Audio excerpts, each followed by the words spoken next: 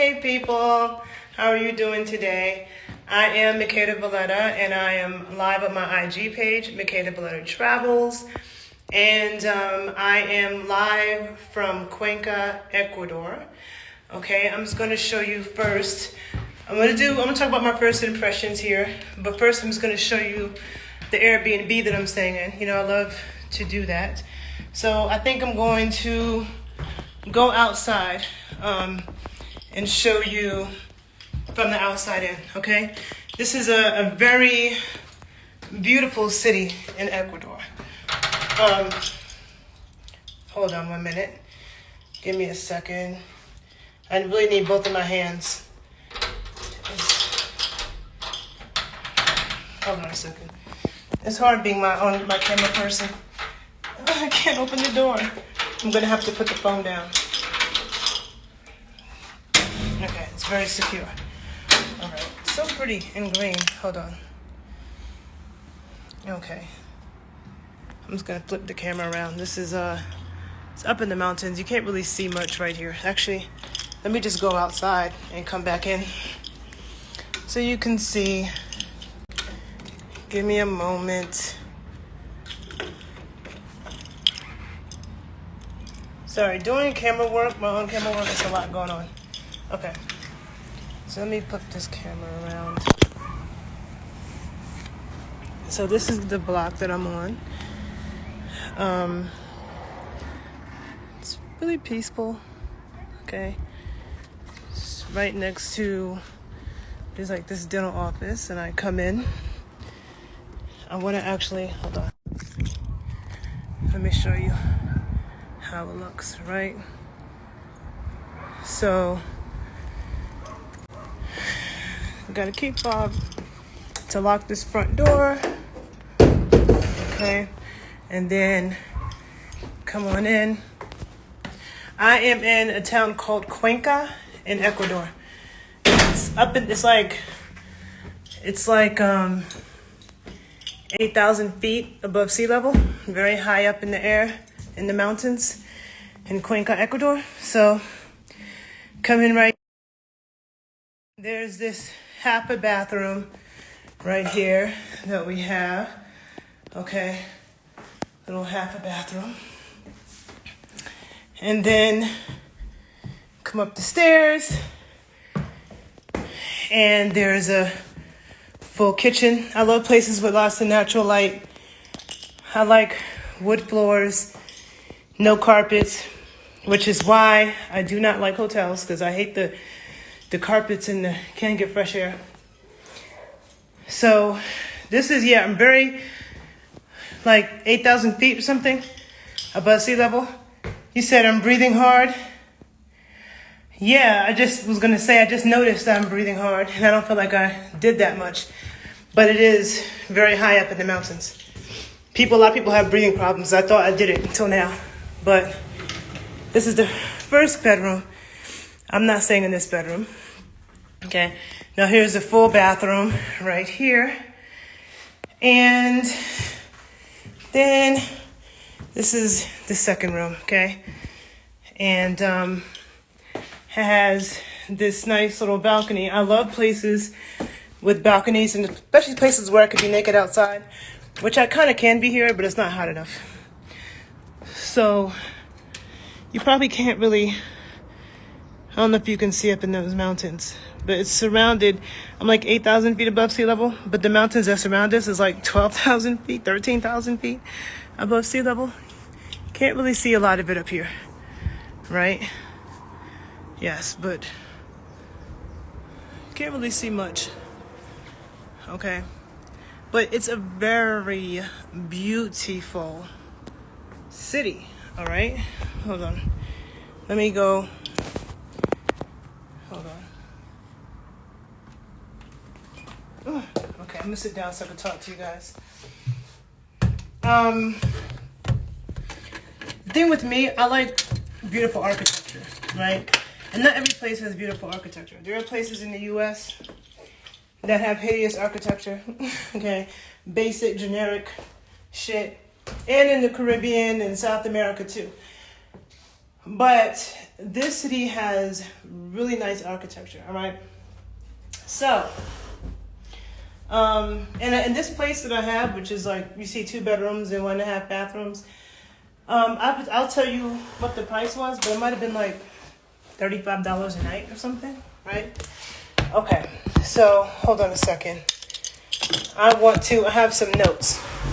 Because this city, I don't know if it's the 2nd or 3rd or 4th largest city in Ecuador. Guayaquil, where I just came from, was the biggest city, which I didn't really like that city. Yeah, it is very quiet. It is very quiet. So apparently there are a lot of American expats in this city. And yes, very beautiful architecture in Italy. I feel like Spain, France, all those European cities have very beautiful architecture, which is one of the reasons why I love Mexico City. Mexico City looks like Paris or something, right? And this city also has divine architecture, and I've only seen a little bit of it. The city is also in the mountains. I like that, okay? It's weird. It's chilly. I was freezing last night, okay? So you saw this place I showed you in the high ceilings. I don't even know if I showed you. Let me show you how the natural light comes in the hallways. So you see in the hallways, I like this kind of natural architecture in wood, but you see how you have these ceilings? I love it, right? And so because it was so cold, and I also love the plants, which is something that Spanish-speaking people tend to be about, especially in Central America and South America, is the plants and stuff. So I like this very natural decor, right? But it was so cold in here last night that I definitely had to close this door and put on this space heater. I was freezing, okay? Because people will say to me, "Oh, but you're from Chicago, or you're from New York, or whatever. You should be used to it." But I'm like, in New York and Chicago, we have the heat. When it's 49 degrees outside, the heat is on. Like, it's cold, and you have these high ceilings, and so I got here last night and I was freezing. And the temperature right now might be like 64 degrees, right? But the moments when the moments when the clouds move, there are moments when the sun peeks through, and when that shit peeks through, that shit is strong. Like, it's 64 degrees, but the sun is like, I could feel it beaming into my scalp, which I actually like that feeling. I like to put oil on my scalp and then let the sun, saturate, but you can feel it. And so I've seen, fairer skinned people talking about how they have to wear sunscreen here because they get sunburned, because it's like, you're definitely closer to the sun. So the UV rays are strong. But, so it's like I might be chilly and have a hoodie on, and then the cloud moves and the sun is on you and it's like you're hot. Then I'm like, ooh, take this off, So anyhow, this city, Cuenca, they don't have Uber here, okay? They had Uber in Guayaquil. And that's the thing with a lot of these countries. Like, sometimes certain cities have Uber, right? Like in Colombia, there are certain cities, like they have Uber in Medellin and Cali, but they don't have it in Cartagena, right? So they don't have Ubers here. But there was another app, I think called Azo or something. And it's basically a yellow cab taxi app. And when I want to call a taxi, I use this app where a yellow cab comes. So you don't put your destination in, right? It just brings a yellow cab. And the yellow cabs here all have meters, which I like, because the reason why I like Uber in foreign countries is because people will try to gyp you. They try to change prices on you, especially when they realize that you're not from there. And I hate that. So the good thing is that when you can use Uber, like in Mexico City, they have Uber, but they don't have Uber in Tulum or Playa del Carmen or anything, right? But anyhow, a lot of times people, you have to negotiate with them and all this stuff and tell them where you're going and explain it. So I like the fact that here all the yellow cabs have meters. And my ride from the airport last night was like 20 minutes. That Uber was $3. I mean, that taxi was $3. I just went to go eat. The taxi I took was $1.50. Taxis here, I don't care where you're going, it's never more than $3. And a lot of times $1.50, $2, okay? In Ecuador, they take American money, period. Their money is U.S. currency. I mean, like U.S. dollars. Like, the money they use is U.S. dollars. Like, it's weird. They don't have their own money. They don't have money that says Ecuador. They're using U.S. dollars. And if they do have their own money that says Ecuador, I haven't seen it. They use U.S. dollars here. So, now, But the thing is that everything is so cheap that if you have like a $20 bill, you'll have a hard time paying with that.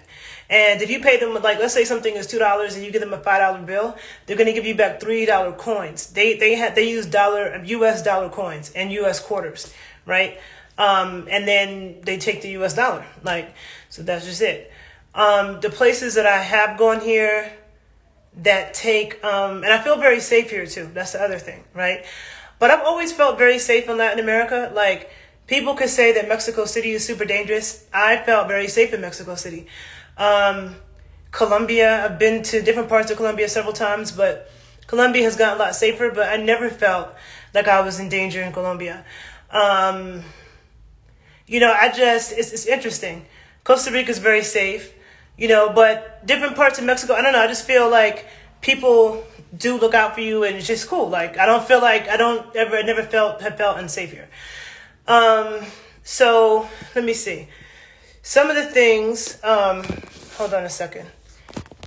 Hold on. There's also, I have my notes because there's always like things that I know I'm gonna forget that I want to say. Okay. But the thing is, I like the steep hills because it keeps you in shape. Walking up steep hills is a good workout. When you're walking on flat land, that's nothing. Okay. Walking up hills is a really good workout. That keeps you really healthy and strong. And then when you're doing it with this kind of air, where you're thousands of feet, above sea level, that's going to really help with your blood production. See, look, the sun, let me show you. Now here comes the sun, right? Just now when I showed you, it was super cloudy, right? So there are moments where the clouds move and the sun peeks through, and the sun is strong. So even though it's not, even though I can't even point to it. So even though it's like 63 degrees, the sun would be like really, really strong. Like, I can feel it, but it's not hot, but I can feel the sun. So that goes back and forth. Also, let me close this door. Hold on a minute. Also, the thing about Ecuador is that you can kind of say that weed is legal. It's actually legal for people who live here. It's legal for them to grow plants. It's legal for them to consume it. But it's not legal for them to buy it or sell it. Even though, of course, that probably happens. Well, but it's very much decriminalized here. And I think the amount is, as long as it's 10 grams or below, like, the police are told not to even bother somebody for that. And yeah, like, it's cool. One thing I like about Spanish-speaking countries in general, because I have spent a lot of time in Latin America, so I've spent a lot of time in Costa Rica, even though it's been years since I've been to Costa Rica. I used to go to Costa Rica so much I was like tired of it. But I've been a lot on the Pacific coast and the Caribbean coast. Going there, the first time I went there was like 2006, but then I started going a lot between like 2010 and 13. So there wasn't even Uber back then or anything. But Costa Rica, whether it be Puerto Rico, whether it be, I haven't been to Puerto Rico in a long time, or Cuba, Mexico, different parts, been in different parts of Cuba, different parts of Colombia. Generally speaking, in Spanish-speaking countries, they are on their taxi game, right? And me being from New York City, I'm from New York City, but not just from New York City. I'm from Washington Heights, like the border of Harlem and Washington Heights, okay? West Harlem and Washington Heights, Sugar Hill, okay? Sugar Hill, which is a very well-known place in New York, in Harlem, or whatever. But Sugar Hill is in West Harlem and in Washington Heights, and I live like right on the peak of that. And so Washington Heights is heavily a Dominican neighborhood. So I grew up hearing Spanish all the time, right? Like, that is completely a part of my soundtrack. I'm used to hearing Spanish all day, every day. That's how it was. That's how I grew up, right? So, so the taxis, because I realized this when I grew up and moved to other parts of New York, like moved to Brooklyn. The taxi game was different. But in my area, because it was Dominicans love cars. I feel like Spanish-speaking people love cars, okay? They be on it, like the Bronx is always like a lot of car races. You got a lot of Puerto Ricans, but they be on their car shit, right? So it's like, when it came to taxis, my whole life When I was a kid, we would call a taxi. This Dominican cab company that was in my neighborhood, they would be there in 2 or 3 minutes. They never said more than 3 minutes. Before you could finish saying your address, they'd be like 2 minutes, click, and they'd be there in 2 minutes. And so I'm used to that quick, efficient taxi. But I feel like when I travel to Spanish-speaking countries, they're always in a taxi shit. Like when I was in St. Martin, no. Okay? It's probably not like that, I don't know. So anyhow, let me just say that it's very easy to get around here. It's very cheap, okay? It's very easy to get a taxi. Nobody's trying to gyp you because they're using a meter. I don't feel unsafe. And the food is interesting. I just ate breakfast I always say that, when it comes to breakfast, I love American food. I think that American food is underrated. I think American cuisine is very diverse. If you think about, you can go from what they eat in Maine. You got crab rolls lobster rolls. I've never had lobster roll, but you got like Maine lobster rolls. You have Connecticut lobster rolls. You have New England clam chowder. I never had New England clam chowder until a few weeks ago, and I actually really like it, right? But then you got Maryland crab cakes. And once you've had a crab cake in Maryland, like I don't want a crab cake anywhere else. But then you go over to South Carolina, where you have the Gullah people. They got their own whole cuisine in Charleston, South Carolina. You go to New Orleans, totally different. You go over to Texas and people eat redfish. Like I never heard of people on the East Coast don't know what redfish is. Like we think you're talking about red snapper. Redfish that they eat in Mississippi and Texas. I mean, like, there's so many different things. Barbecue, there's different kinds of barbecue. You got St. Louis barbecue. You got Texas barbecue. You got, I don't know, like, North Carolina barbecue. It's just endless, right? So I think American food, and I think that when it comes to breakfast, our breakfast is, like, endless. We could do shrimp and grits all kinds of ways. We have all kinds of omelets, all kinds of cheeses, Benedicts, potatoes, whatever. Like, I just feel like I love American breakfast. I think American breakfast and Mexican breakfast, to me, there's no other culture that does it better when it comes to breakfast for me, right? Because I don't like to eat pastries for breakfast like the French. I like a good hearty breakfast with some fat, some cheese, some eggs, some beans, avocado, sour cream, something, right? Grits or something. So I found a restaurant that was close that said it was had American breakfast. And I was like surprised because I always say that when I travel, I never see American restaurants in other countries. Like other countries, the extent of American food is like that they have is like burgers and hot dogs, and that's what they think all American food is. And that's like usually some fast food. But you don't see actual American cuisine, American restaurants in other countries. Americans don't tend to move to other countries and open up American restaurants. So when I saw this, I was like, oh, interesting. Let me go see. And the menu looked good or whatever. So when I go over there, there's actually a woman from Texas. She's born in Hawaii, but grew up in Texas. And the menu is interesting because I'm not 100% fluent in Spanish, but I speak enough Spanish to get along, to get around in Latin America. Like in Cuba, they speak no English. And I went there by myself the first time. No Google. I don't even use Google Translator really, So I know enough Spanish to get it. And especially like when it comes to food and stuff. But it's funny because a lot of Spanish-speaking countries, like some of them, like you'll notice that like they might have a title in English, but then the description is in Spanish and they don't have a translation. And I understand it. And I definitely understand it when it comes to my food. Like when it comes to food, yeah. But it's just interesting. So anyhow, this restaurant was really like, it reminded me of something from Texas. It was like American and Mexican mixed together. And I love Mexican breakfast, like I told you. So this breakfast place was pretty decent, and it was cheap. Like I got, there's this Mexican breakfast called like chilaquiles. I don't know if I'm pronouncing it right, but it's like a whole bunch of tortilla chips with like meat and cheese and sour cream and sometimes some guacamole. And on the side sometimes they have beans, but on the side there was potatoes. This one didn't have beans, I don't think. But it was a lot of food, like what you would consider people will give you in Texas, right? And, it comes with either a piece of toast or a pancake. Like, I've only seen that in Chicago, where people say, like, you can order, like, a breakfast. It's like an egg base, like, let's say it's an omelet or something with eggs, and it comes with toast or a pancake. They do that in Chicago. I've never seen that anywhere else. So there was that. So I said, okay, I don't usually eat pancakes. It's definitely not my main breakfast, but I said, okay, I'll take a blackberry pancake, right? And then I had juice, which normally I don't, it was orange juice. I really don't like orange juice like that, but that was the only juice they had, and it was fresh squeezed.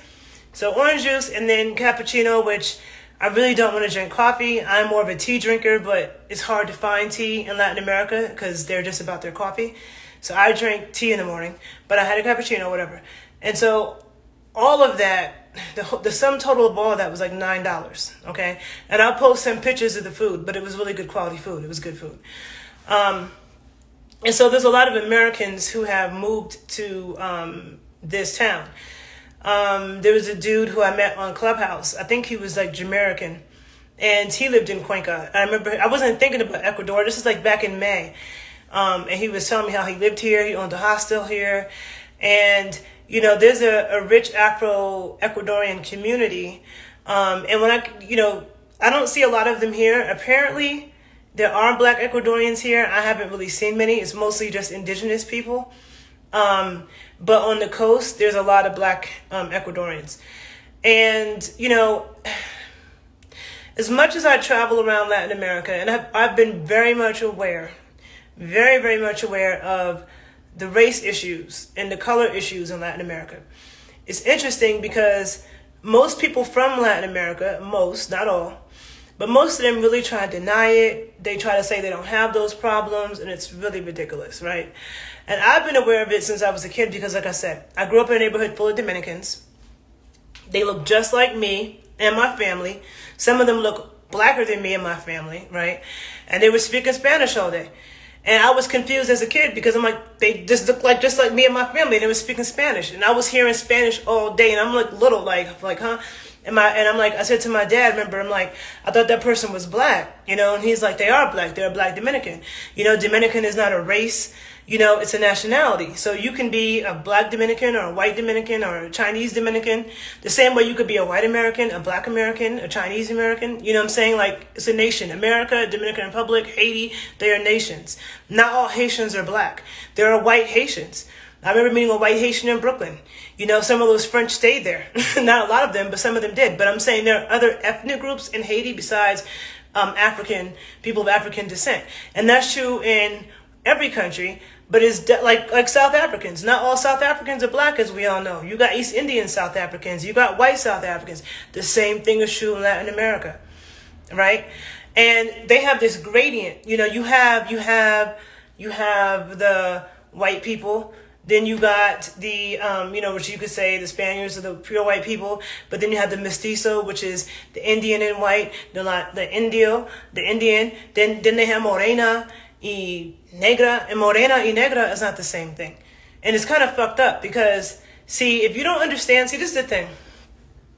When people say that traveling teaches them so much, right? But you also have to read, right? You also have to read and understand history and understand how to put things in context, right? Because sometimes you can have like someone like myself who's a Black American, and you can go to a Latin American country and say, everybody was nice to me. They didn't treat me bad because I was Black. But it's like, but they know that you're not from here. They know that you're an American. So they're treating you differently because you're a Black American. You're not a Black Colombian. You're not a Black Ecuadorian. You know what I'm saying? The only group of people who don't treat you different because you're a Black American or Canadian or whatever other country, the only people who don't treat you different are the white racist Cubans in Miami, okay? I have never been around such a blatant group of racist assholes as the white Cubans in Miami. They are very blatantly racist. And there's so many times that I've been in Miami and I might walk in their business or anywhere near them. I remember when I was years ago, dancing salsa, like I don't like them, okay? They're blatantly racist. And I remember, I'm like, this is my country. Like, my family been here for as far back as we can trace. I have Florida roots. How you on my shit looking at me like I don't belong here? You know what I'm saying? So that shit, no. But, in my travels throughout Latin America, I've never had an issue. But also I know that they treat Black Americans different than they will Black people from that country. Now, somebody just said morena means Latina and negro means Black in Spanish. Morena means brown, right? And negra is black, right? So unlike in the US where we say one drop of black blood makes you black, okay, which is not based on science at all. It's just a complete social construct. Race is a social construct. Your race can change depending on what country you live in. Everybody doesn't define black the same way. And nobody defines black the way the U.S. defines it, which is one drop of black blood makes you black. So you have people that damn near look white, and they're in the black category. But if they were in Brazil, in Puerto Rico, in Colombia, in Nigeria, in Jamaica, nobody will call that person black. Okay, so this is just real, right? So with the term morena or moreno is also associated with the maroon, right? The maroons, which were people who were associated with being free black people, the fighting black people, right? Like, my bloodline comes from Seminoles in Florida. That sounds like Cimarron, maroon, right? You had those maroon people all throughout the Americas. They were also fighters. But those maroon people had indigenous blood, right? But it's weird because Latin America has this hierarchy of how they categorize people and deal with them, right? Which is different than the U.S., where it's like they just put all of the black people in one category. And you have a lot of black people in America who have more indigenous blood from this land, from Turtle Island, okay? More indigenous blood than they do African blood. You know, and again, the people who are indigenous to the Americas, to the American South, to the Caribbean, to Central and South America, they're not light-skinned people by any means, okay? So this light-skinned Indian, Native American that we get shown that looks Asian, that's not, no. I'm talking about the copper-complected indigenous people from the Americas. And I don't know a black American who doesn't have native blood and doesn't know the tribes, okay? That's just what it is. So the thing is that, but over here in Latin America, when they say negra or negro, they really mean somebody that's black. Like, the person is dark-skinned. All right. Like I've never seen, when I was in Cuba and in Colombia, I've never seen people that black in my life. They have people there that are way darker than anybody, darker than Wesley Snipes, like literally the color black. I remember one of the times when I was in Cuba with one of my Nigerian friends. He grew up in Nigeria, right? And he said he never seen anybody that dark before. He was like, these people look like they're from Sudan or something. And so, like, in Latin America, when they say negra and negro, they're talking about people who are the darkest of dark. Not how in America, when we say black, we're talking about everybody that has some type of African blood, everybody that's beige and high yellow and brown and dark. No, that's not what it is in Latin America. Black means black. It's very literal, right? But at the same time, and this is the undertone of stuff that's fucked up that, like, I've always known about, but now it is becoming so blatantly clear to me to the point that it disgusts me. That Spanish-speaking people try not to talk about it. But the term negra or negro is also associated with being a slave, okay? And that is how, in Latin America, how they look at it. So even morena, moreno is not the same thing as negra and negro, okay? Because morena and moreno is associated with a free black, okay? The blacks that fight back. The negra and negro is associated with the slave. And so when you go around Latin America, and this is one of the reasons why I love Cuba, okay? But when you go around Latin America, a lot of times the black Spanish-speaking people from those countries are invisible. Most people have no idea that there's an Afro-Ecuadorian population, that there are Afro-Peruvians, that there are Afro-Colombians, that Colombia was number 2 in the slave trade. When it comes to the amount of Africans that came there, it far exceeds the U.S. First, it was Brazil number 1, Colombia number 2. So many Africans were taken to Cuba. They call Cuba Little Africa. Cuba's one of the blackest places I've been to in the Americas, definitely in Latin America. But there were way more Africans taken to those places than there were even to North America. Okay, so there's a lot of there's Afro-Argentinians, there's Afro-Chileans, okay, Afro-Uruguayans, okay. All of those countries, there was slavery, and there was African slavery, there was indigenous slavery, and the story is similar, but a little bit different, okay? Depending on who you colonize and how slave societies were, because slave societies under the Spanish were not the same as were under the British or the French or the Portuguese, so there were differences, right? But still, that's a whole nother conversation. I'm just saying that I've noticed when I go, because like, this is why I like Amara La Negra. You know, Amara La Negra, she's an Afro-Dominican chick that's, you know, artist. And she talks about this because they also wear blackface in Latin America. A lot of Spanish-speaking countries, they wear blackface like it's normal. And the other thing too, right, is that in Brazil and in Colombia, like if you go to Cartagena, Colombia, you have the black women who dressed up with the big skirts and the fruit baskets and the Aunt Jemima outfits, right? Which to black Americans, we see that image as suppressive and racist. And we don't take pride in having an Aunt Jemima outfit on, right? And taking pictures with tourists. Like, we don't look at that like that. But in Latin America, you'll see people who take pride in having that Aunt Jemima image. They sit and take pictures with tourists. Other black people come to these countries and think that it's cute. But look at society, though. When you're in Latin America and you go to the hospital, do you see black doctors? Do you see black lawyers? Do you see black professionals? When you go to the main cities, because a lot of times in these Spanish-speaking countries, okay, minus Cuba, but a lot of times in these Spanish-speaking countries, the black people are like, well, actually, this could be true in Cuba, but this is a different thing. Now, just minus Cuba. I'm coming back to Cuba, right? So a lot of times in Spanish-speaking countries, the black people are on the coast. They're on the coast. But when you go to like the main cities, where this is also true in Costa Rica, okay? When you go to the main cities where there's all the opportunity and all the jobs and people actually have money and resources, you don't see black people at all. You don't even see Indios that much either. You mostly see mestizo. You see mestizo and white, okay? You don't see a lot of the Indios are maybe selling crafts and stuff like that, okay? But it could be some Indios as well. But definitely you don't see black people. The black people will be on the coast, okay? And in Cuba, it's like, I've been to two parts of Cuba, Santiago de Cuba and Havana. Santiago de Cuba and Havana are on two opposite sides of the island. Now, Cuba is a huge island, okay? Huge. The biggest island in the Caribbean. It's like you could take all the Caribbean islands and put it in Cuba. The distance between Havana and Santiago de Cuba is like the distance between DC and Miami, which is a huge distance, right? So I've been to both of those cities. I haven't been anywhere in between. So that's why I said I can't actually speak about in between.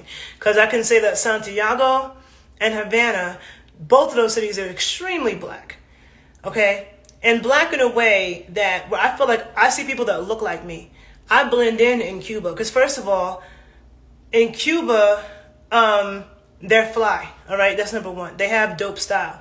How they have the style that they have and they're cut off from everybody, I have no idea. But they have some dope-ass style.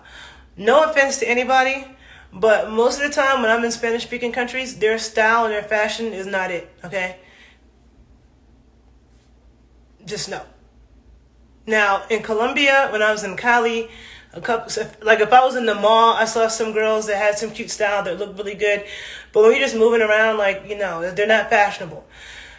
Cuba, they're fashionable, okay? They're coordinated. They got dope hairstyles. A lot of the black women have braids and stuff. The only way that they could tell that I wasn't from there is because of how my locks might have been styled. Like my locks like this, they might not notice it. But one time when I was there, I had my locks styled a certain way that only, you won't see there, okay? And with them, it's more braids. But they're flying, and it's very, very black. They're very, very intelligent. Very, very intelligent. It's one of the most intelligent group of people I've been around and informed about the world and history are the black people in Cuba, right? But in Cuba, that's the only place that I've been to where I've seen all black salsa bands. And when I say all black salsa bands, I mean people who look like me and darker, okay? Nobody's lighter than me. Okay, it's not a bunch of J-Los saying, oh, this is Afro-Cuban music, but everybody up there look like J-Lo. We know damn good and see, and again, in America, they put anybody in the black category. In Latin America, she's not considered black. That's not an Afro-Cuban. I mean, that's not an Afro-Puerto Rican. The Afro-Puerto Ricans have brown skin, okay? And sometimes it's like, you have people who are clearly, like Gloria Estefan. When I was a little girl, and Gloria Estefan would come on TV, my dad would always say to me, that music does not come from people that look like her. It comes from black Cubans. Black Cubans. She's a white Cuban. She has Spaniard descent. That's not who that music comes from. And her music, she always white musicians. My dad always pointed that out. It's just like in America, how they want to put a white face on country music. They want to put a white face on rock and roll. They want to put a white face on everything they can try to put a white face on. Sometimes they've succeeded. But they haven't succeeded with jazz. They haven't succeeded with hip hop. But everything that they can put a white face on, they just try to do that. Latin America is more successful at that than they have been in the U.S. because Black Americans ain't standing for that shit. But the thing that makes all these countries dope and gives it flavor is the Afro population. And no offense to anybody, that's just my opinion, okay? I have indigenous blood. I respect indigenous people. And I think, when I say indigenous, I'm talking about indigenous people to the Americas. I think every group of people has their specialty. Every group of people has drums. Every group of people has traditional dances. But I think that when it comes to stuff that's African derived, you have the polyrhythms, you have more complex dances. Then when you bring it over to the Americas, okay, so you're talking about stuff from Afro-Brazilian, Afro-Colombian, Afro-Peruvian. I love Afro-Peruvian dance and music. If you don't know anything about Afro-Peruvian dance and music, YouTube it. They have beautiful fucking music and dancing, okay? Afro-Peruvian, you got Afro-Puerto Rican, you got Afro-Dominican, you got Afro-Cuban, Afro-Haitian, and all these other islands in the Brazil, whatever, like there's a gazillion islands in the Caribbean.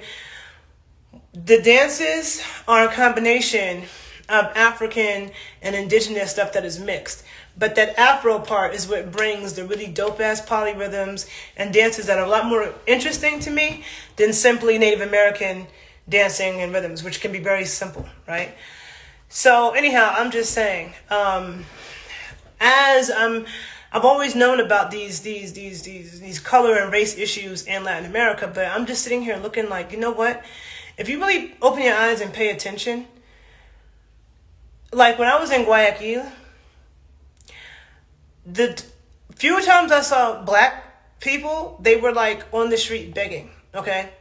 And one of the weird things that I keep noticing, and I didn't see this a lot, but it was like a Black mother with a baby. Okay, it was always like begging, okay? Always had a baby. Now, I'm watching this, there's this Black couple who I follow on YouTube, who they have a travel blog, the Yarboroughs. You should check out their page. Or the Yarbos or something. And they happened to be traveling through Ecuador, and they did videos, and they were talking about this festival that they discovered called the Black Mama. It's called Mama Negra, okay? It's a festival and a holiday called Mama Negra, which is Black Mama, right? And they were trying to understand it.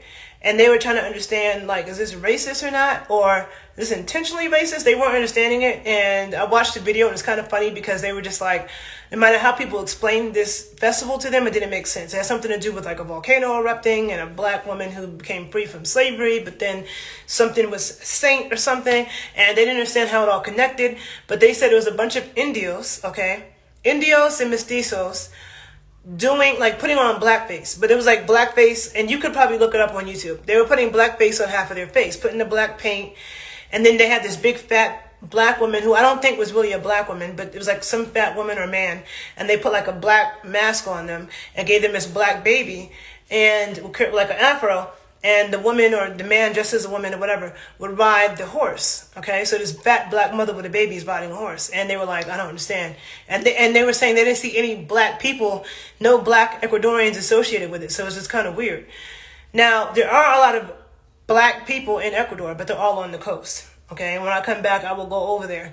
But when you look at, like, there's an area called, I think it's called not Mantras. I can't remember the name of the town.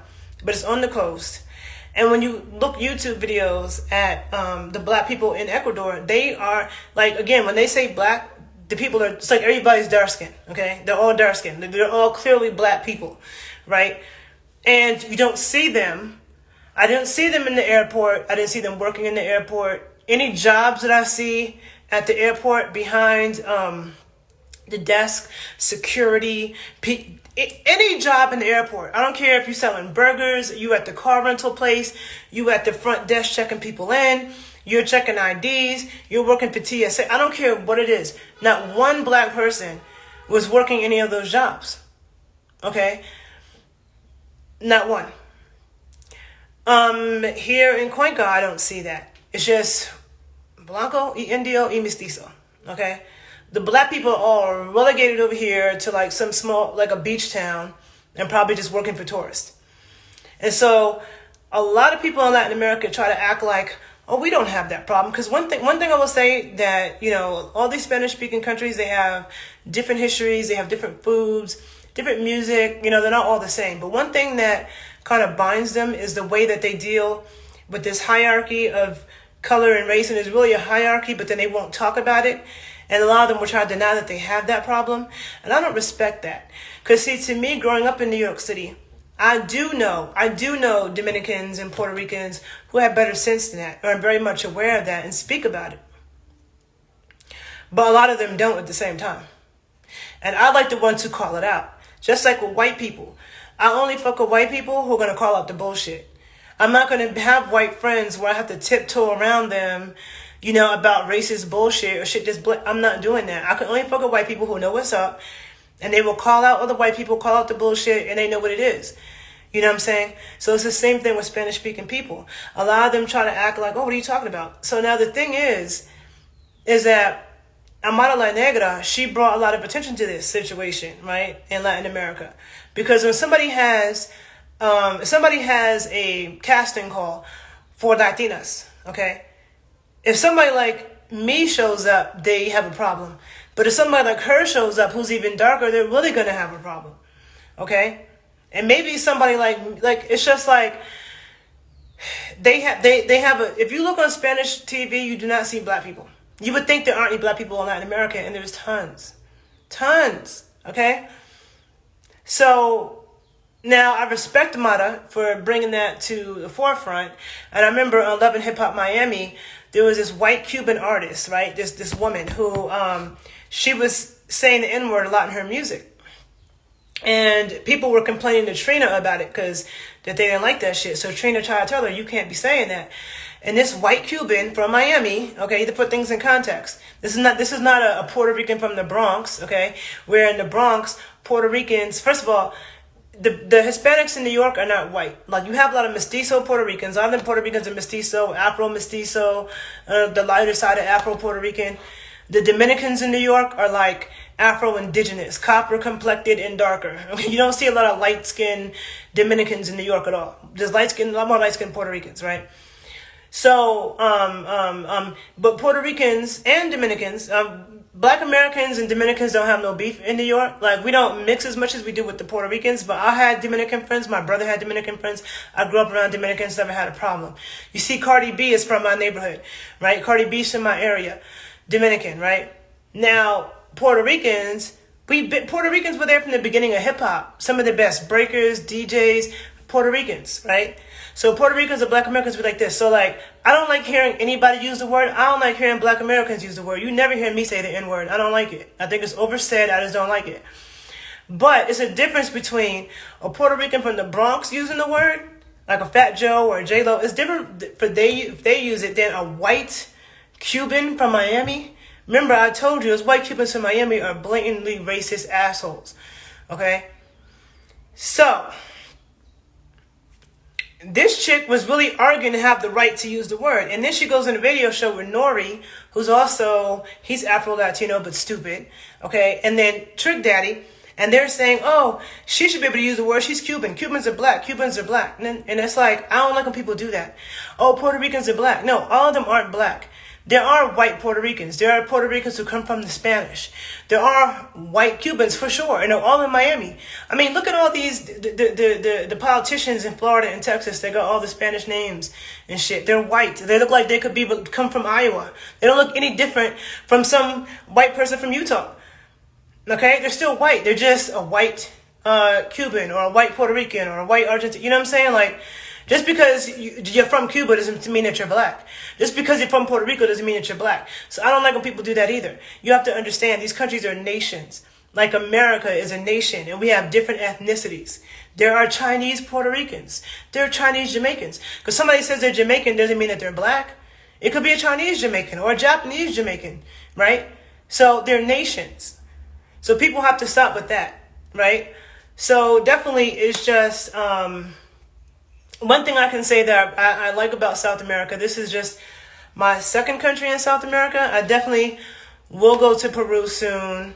I want to go Uruguay Uruguay, which is a country I never would have been thinking about, but they're the first country in the world to make cannabis completely legal. Okay, recreationally, medicinally, whatever, it's completely legal. And then, of course, Canada followed. Ecuador is completely decriminalized. Hey, love. Hey, Ia.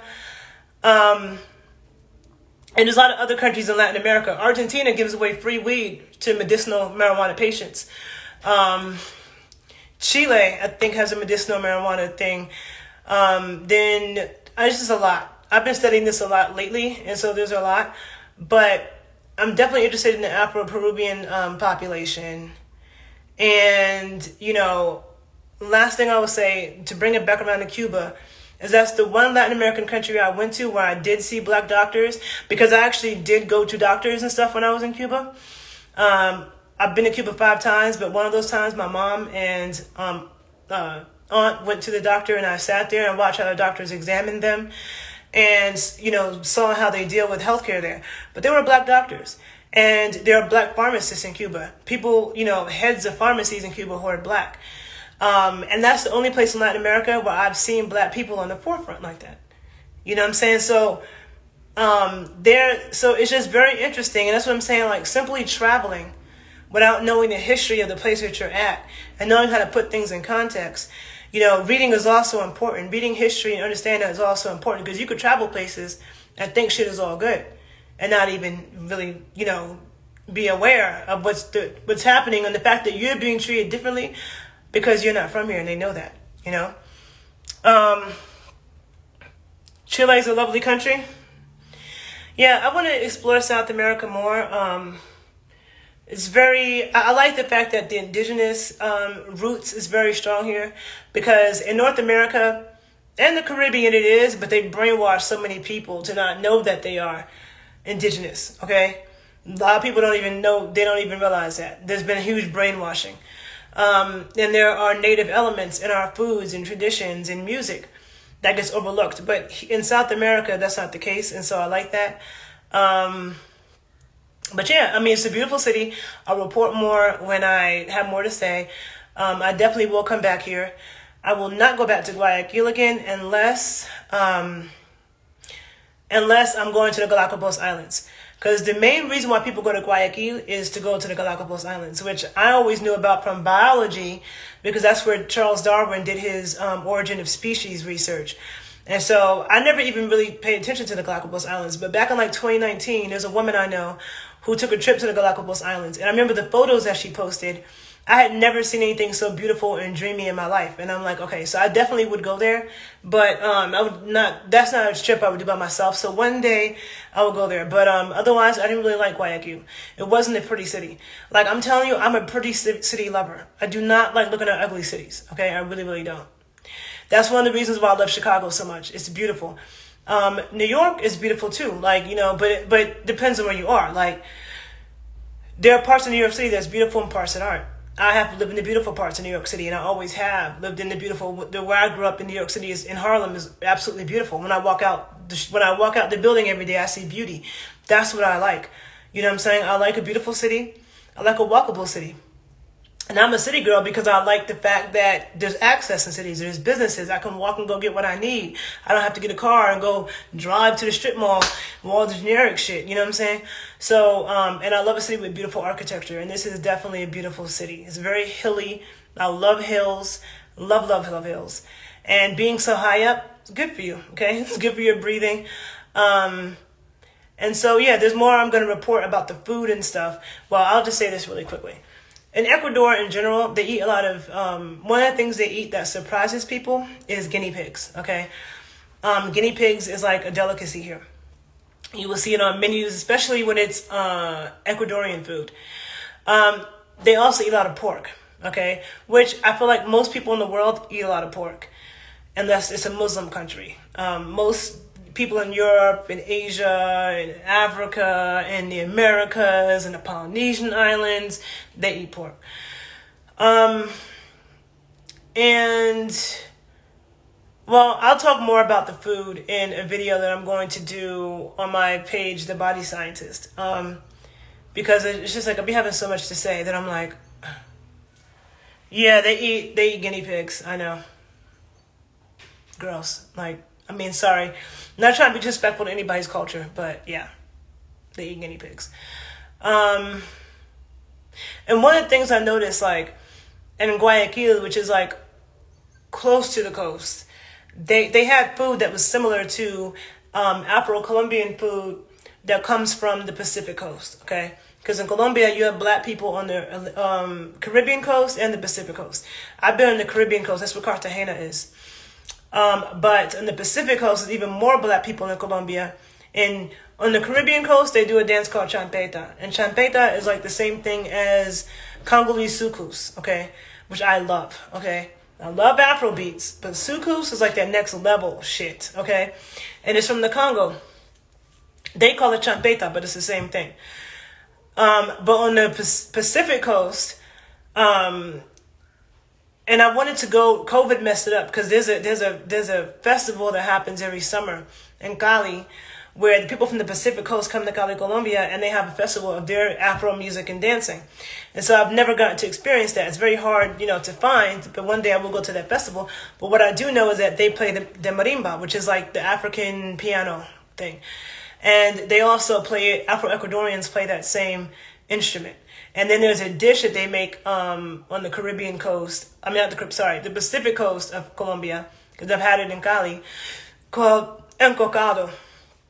And it's like encocado de camarones or encocado de pescado, which is like it's a certain sauce with coconut milk and like peppers. I don't know, shit is good.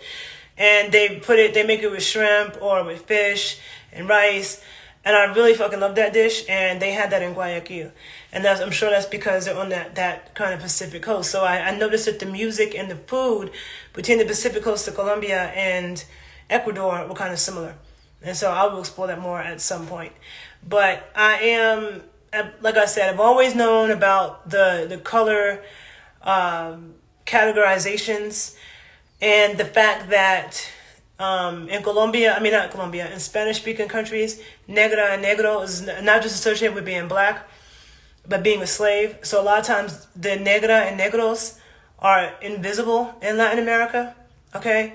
And the morena and a moreno can be too, but not as much as a negra and a negro. So it's like, the way that they have it in Latin America, it's like white people are on top like every place else. Then the mestizo, okay? The mestizo is the white and the Indian. Okay, a lot of times that's who like is the dominant ones, because most people have mixed with Indian people anyway, right? So that's who you really see running things a lot of times. Then you have the morena or the Afro-Indio, which most of the morenas probably are Afro-Indio, but you could be Afro-Indio and be negra, meaning you could be indigenous and African descent and be dark-skinned, right? So you can have siblings of the same parents. They might both be Afro-Indio, but one is negra and one is morena. And just because of that simple color difference, they'll get treated differently in this hierarchy that exists in Latin America.